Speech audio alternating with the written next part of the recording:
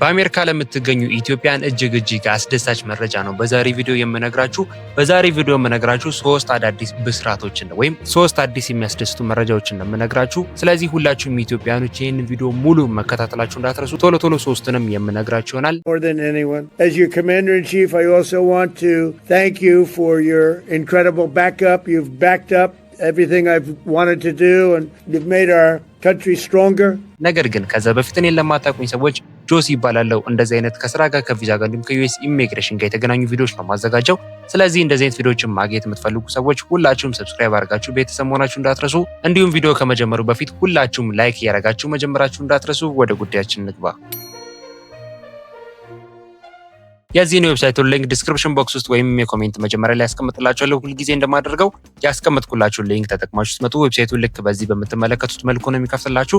እኔ ካስረዳኋችሁ ወይም እኔ ከነገርኳችሁ በተጨማሪ የተብራራ ኢንፎርሜሽን ማግኘት የምትፈልጉ ሰዎች ያስቀምጥኩላችሁ ሊንክ ተጠቅማችሁ ስትመጡ ዌብሳይቱ ልክ በዚህ በምትመለከቱት መልኩ ነው የሚከፍተው። እዚህ ጋር የምትመለከቱትን ኢምፖርታንት አፕዴት ፎር ዘ ኢትዮጵያን ዲያስፖራ ኢን ዘ ዩኤስ የሚለውን እዚህ ጋር የምትመለከቱትን ታይትል ወይም እዚህ ጋር ያለውን ኢሜጅ አንድ ጊዜ ትነኩታላችሁ። ራሱ ሪዳይሬክት አድርጎ ወደ ውስጥ ፔጅ እንዲያስገባ ነው። እዚህ ጋር በምትመለከቱት መልኩ ራሱ ሪዳይሬክት አድርጎ ወደ ውስጥ ፔጅ አስገብቶናል። ስለዚህ በዛሬ ቪዲዮ የምናገር ወይም እዚህ ፔጁ ላይ እንደምትመለከቱት ሶስት አዳዲስ ብስራቶች ወይም ሶስት አዳዲስ መረጃዎች አሉ።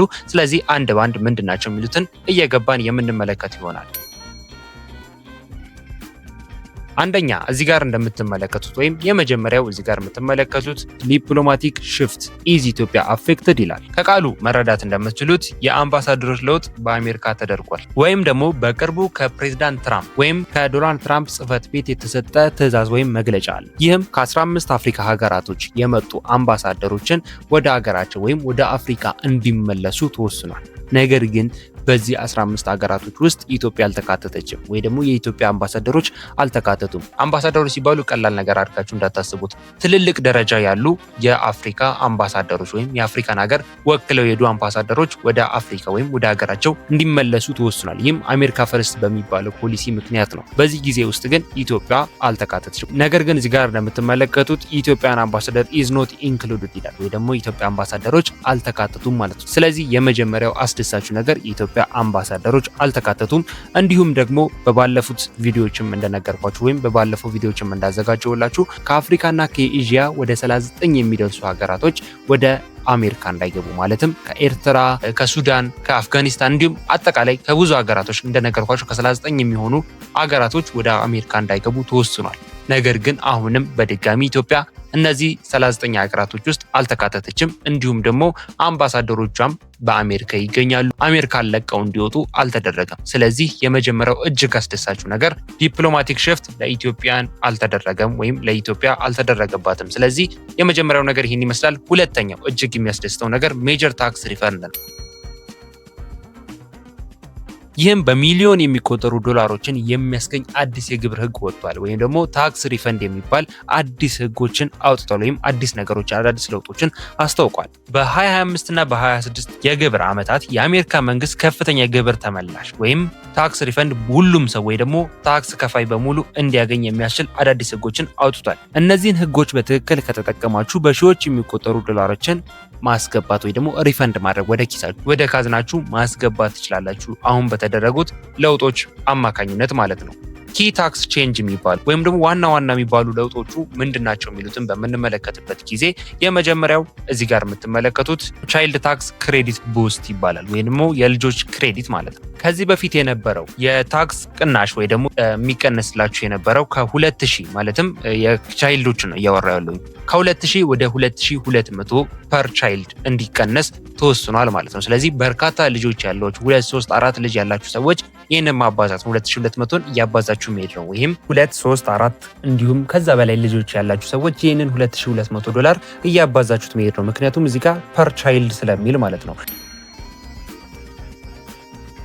ሌላኛው ስፔሻል ክሬዲት ፎር ሲነርስ የሚባለው ነው ወይም ደግሞ ይሄ ለአረጋውያን እድሜያቸው ከ65 ዓመት በላይ ለሆኑ ሰዎች ተጨማሪ $6000 የግብር ቅናሽ ተፈቅዷል። አስቡት፣ $6000 ማለት እጅግ በጣም ብዙ ነው። ይህም ለአረጋውያን እድሜያቸው ከ65 ዓመት በላይ ለሆኑ አንጋፋ ሰዎች ወይም ትልልቅ ሰዎች እንደነገርኳችሁ $6000 የግብር ቅናሽ ተደርጓል። እንዲሁም ደግሞ እጅግ በጣም አሪፍ የሚባለው ነገር የትርፍ ሰዓት ወይ ደግሞ ኦቨርታይም የሚባለው ነው። ኦቨርታይም ፔይ የሚባለው ወይ ደግሞ ኦቨርታይም ስራ በምንሰራበት ጊዜ የሚደረገው የታክስ ነገር እንዲሻሻል ተደርጓል። ይህም እስከ $12500 የሚደርስ የትርፍ ሰዓት ስራ ወይ ደግሞ ኦቨርታይም ስራ ከግብር ነፃ እንዲሆን ተደርጓል። እንደነገርኳችሁ ኦቨርታይም በምንሰራበት ጊዜም ጭምር ታክስ ነበር የሚቆረጥብን ወይ ደግሞ ግብር እንከፍል ነበር። ከሷም ላይ ተባስቶ ግብር እንከፍል ነበር። አሁን ግን እስከ $12500 ድረስ የኦቨርታይም ስራ ምንም አይነት ታክስ አንከፍልም ወይም ከግብር ነፃ እንዲሆን ተደርጓል።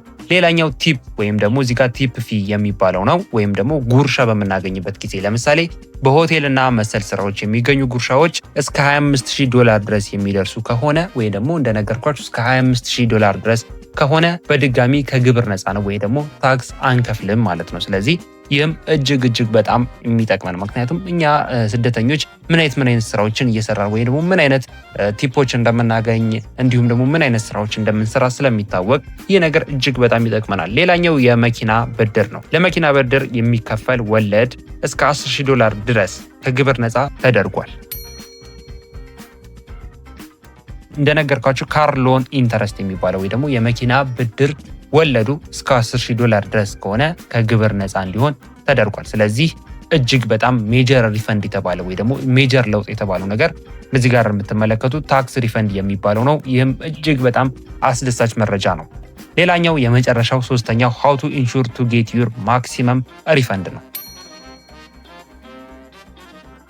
ወይም ደግሞ ሪፈንዳችንን ታክስ ተመለሻችንን እንዴት ነው ከፍ ማድረግ የምንችለው የሚለው ጥያቄ ነው። ለዚህኛው መልስ የሚሆኑት እዚህ ጋር የተዘረዘሩ 3 ነገሮች ናቸው። ከነሱ መካከል 2026 ማለትም አሁን እንደሚታወቀው ዲሴምበር ላይ ያለነው ቀጣይ ወር አዲሱን ዓመት እንጀምራለን። ስለዚህ በ2026 እንደጀመረ ታክስ ሪፈንድ ፎርማችንን መሙላት ወይ ደግሞ ቶሎ መሙላት አርሊ መሙላት አስፈላጊ ነው። ምክንያቱም እንደነገርኳችሁ ታክሱ ቶሎ ሪፈንድ እንዲደረግልን እንዲሁም ከፍ ያለ ገንዘብ ወይም ከፍ ያለ ዶላር ሪፈንድ እንዲደረግልን። ሁለተኛው ፋይል በምናደርግበት ጊዜ በወረቀት ወይም በአካል ሄደን ከማስገባት ባሻገር ኢ-ፋይሎችን መጠቀም ወይ ደግሞ በኢንተርኔት ፎርሞችን ሞልተን ሪፈንድ ፎርሞችን ሞልተን ማስገባት እጅግ ከፍ ያለ ሪፈንድ ባክ እንዲኖረን ያደርግልናል። ሌላኛው የሰራችሁትን የትርፍ ሰዓት ወይም ደግሞ ኦቨርታይም እና ቲፖችን ወይም ጉርሻ የምንላቸውን መረጃዎች መዝግቦ መያዝ።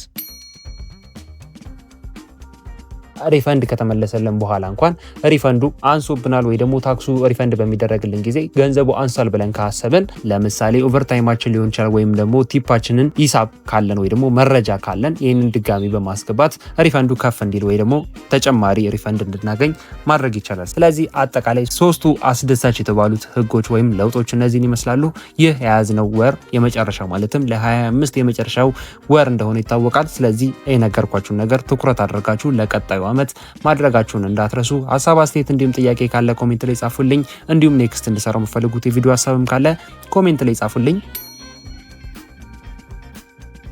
እንዲሁም ለዚህ ቻናል አዲስ የሆናችሁ ሰዎች ሰብስክራይብ ያደረጋችሁ እንደዚህ አይነት አሪፍ መረጃዎችን አሪፍ አፕዴቶች አዳዲስ ለውጦች በሚመጡበት ጊዜ ቶሎ ተከታታይ ስለማድረሳችሁ ሁላችሁም ሰብስክራይብ ያደረጋችሁ ቤተሰብ መሆናችሁን እንዳትረሱ። እንዲሁም ቪዲዮ እንደወደዳችሁት እንደተመቻችሁ ሁላችሁም ላይክ ያደረጋችሁ አሳውቁኝ። ላይክ ባረጋችሁት ብዛት ልክ ምን ያህል ቪዲዮ እየተመቻችሁ እየወደዳችሁት እንደሆነ ስለምረዳ በርካታ ቪዲዮዎች እንዳዘጋጅላችሁ ይረዳኛል። ስለዚህ ሁላችሁም ላይክ ያደረጋችሁ ማሳወቃችሁን እንዳትረሱ። በቀጣይ በሌላ ቪዲዮ አገኛችኋለሁ። ለሁላችሁም መልካም እድል፣ መልካም ጊዜ።